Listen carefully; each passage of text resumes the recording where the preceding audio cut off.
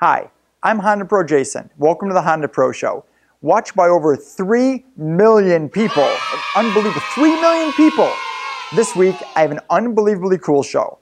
I have some huge surprises, I have some really big rumors, and I have some news that you're really going to want to hear. So stay tuned and let's get into it.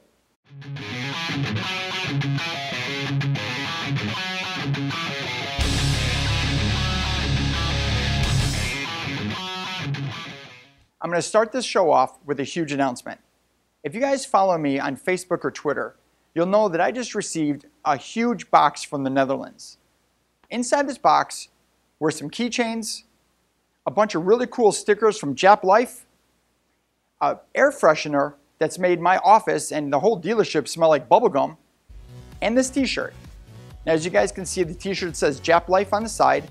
It was sent to me by my friend Benny, and it says Honda. But what's really interesting, it's what's on the back.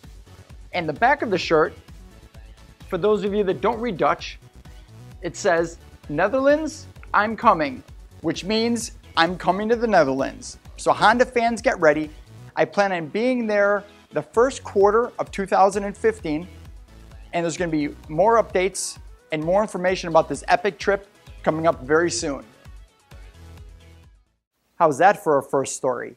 Pretty crazy. What you guys don't know is I actually had to lower the mic volume 3 times because I got too excited every time. Well, now into more exciting news, and this is rumor news. According to CarBuzz, Honda is bringing back the S2000. I know, we've heard these rumors before. This time they're saying they're going to use the new Type R engine. That's a 2.0 VTEC turbo.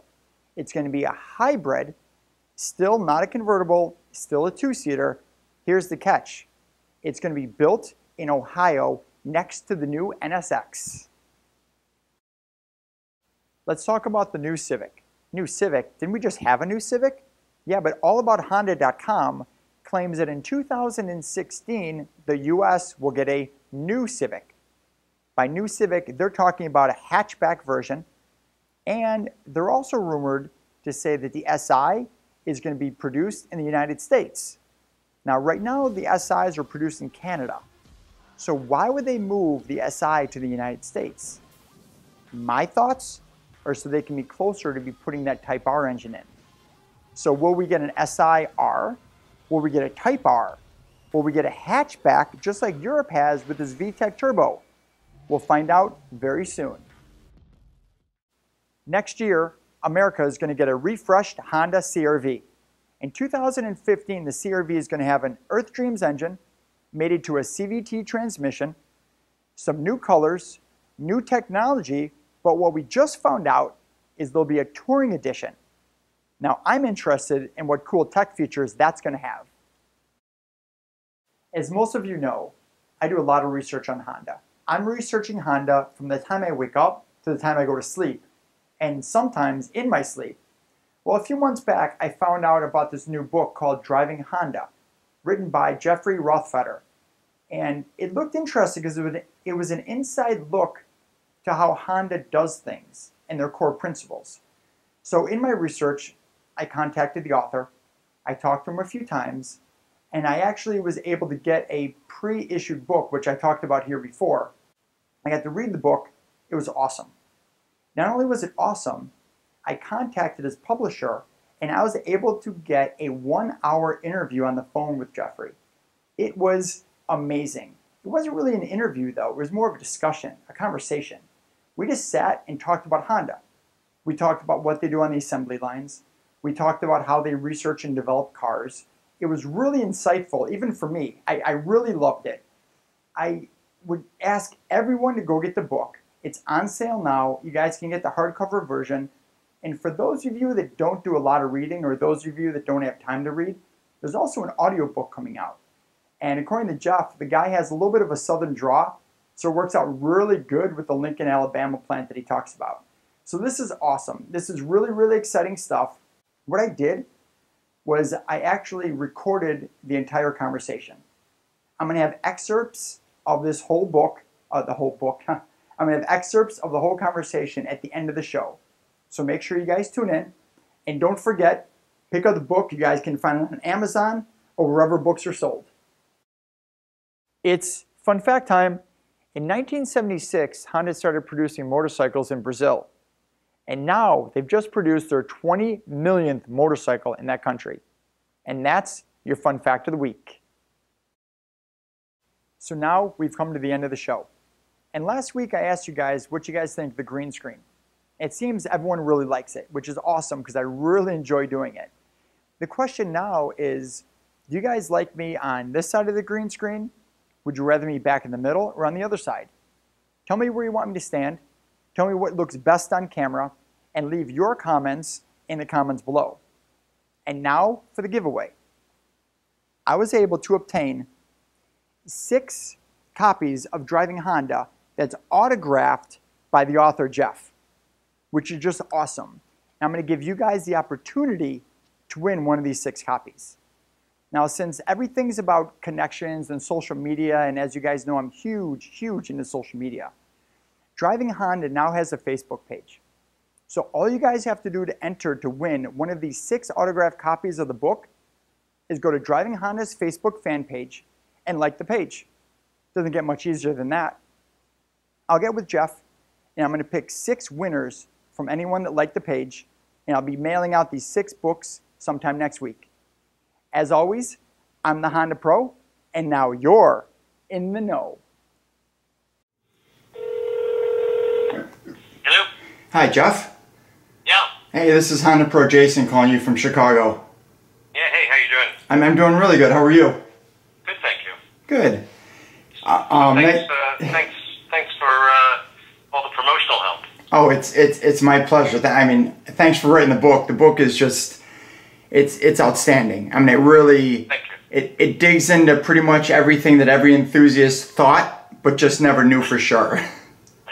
Right, thank you. Well, Honda, I mean, the good thing, they made it easy to write the book, which isn't often the case, you know, because they, as you know, they're kind of a private company.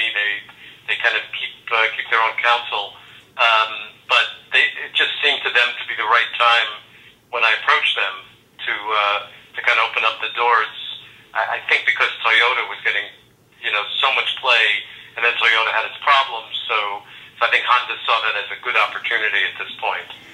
Reading all the stories, that's really what caught me a lot about the book is reading the stories, you know, about the engineers that are hanging out in car parking lots watching people load and unload cars.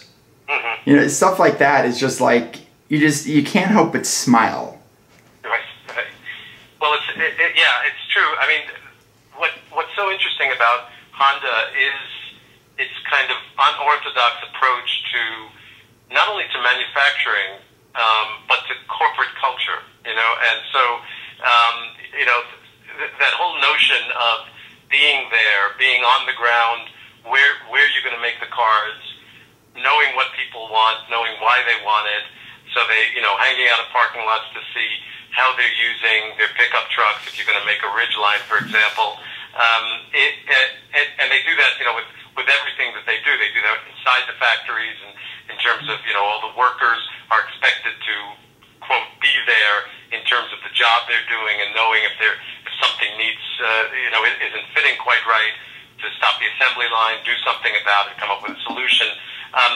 You know, all of those things are so unorthodox among manufacturers. You know, journalists tend to be cynical, and we have to be skeptical. Of course.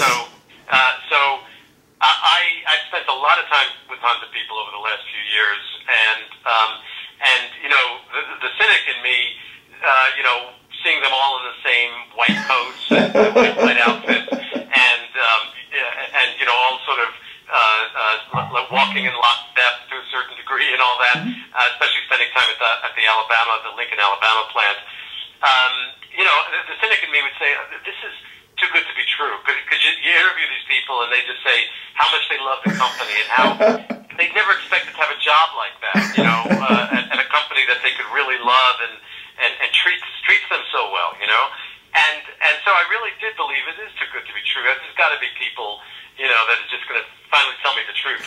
But, you know, I became convinced, because I interviewed hundreds of people and spent hundreds of hours with these guys and women, and it's amazing how true it is that Honda really does treat its workers well. It lives up to its code of the importance of individuality, the importance of individual development, both as a worker and development for the company's success.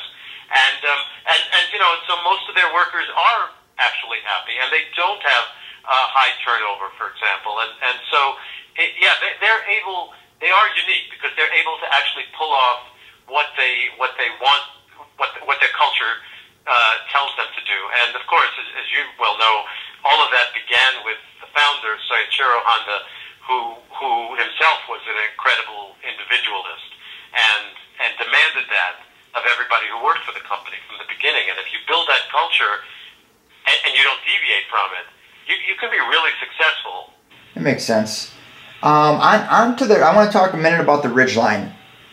You speak about how intuitive the Ridgeline was and how it changed everything with the frame Honda used and the in-bed trunk and how it won Truck of the Year Motor Trend. Even though other people and a lot of my customers come up to me and go, "Oh, there's the Ridgeline. That's the truck that failed for Honda." It really wasn't a failure. And what are your thoughts on that? And what are your thoughts for 2016 when they re-release it? What do you think they're going to do? Well, I think that first of all, you're right. Ridgeline wasn't a failure, but I think it because Ridgeline, by the way, as most people don't know, made money every year and was actually a relatively profitable vehicle. And again, one reason Honda can do that is they can make the number of Ridgelines that they need to sell, even if it's a lower number, because of their flexible factories. And so that's a real advantage for them. And most other companies, as I point out in the book, would have dropped the Ridgeline years ago because they don't have the flexible factories to be able to just make the number they need. They would end up making overcapacity on them and have to lower the price and just wouldn't make money on them. So Honda did fine with the Ridgeline, and it also fits in, to Honda's motif of they don't have to be number one to succeed, and so they created a unique pickup truck, essentially, sort of a mix pickup truck and car in a sense, by watching what people needed and by building a frame, for example, that was not totally pickup truck like, so that you couldn't drive it for casual driving and so on. And so I don't expect, and I've spoken to a lot of people at Honda, and they're not giving away too many secrets on what the new Ridgeline is going to be like, but I don't expect many drastic changes from what they've been making in terms of making the kind of the hybrid car, the hybrid meaning pickup and car that they were making. What I do think is going to happen, frankly, is I think they're going to move a little bit more towards sort of the car quality of it. I think because I don't think they want to compete in the pickup truck arena. I don't think they should. Yeah, exactly. I don't think they should either. And so I think they're going to really go for the get better gas mileage, first of all, because that was a criticism of it. Yes. And they could do better on that, and also sort of the the internal components, the comfort components, that sort of thing, to improve that a little bit more. Maybe build a few models that edge more towards a car that can then be converted into a pickup. Thank you again for your time. I know your time is valuable, especially this early in the book. I appreciate it. You have really good questions because you really know the company and the car, so that's great. I appreciate that.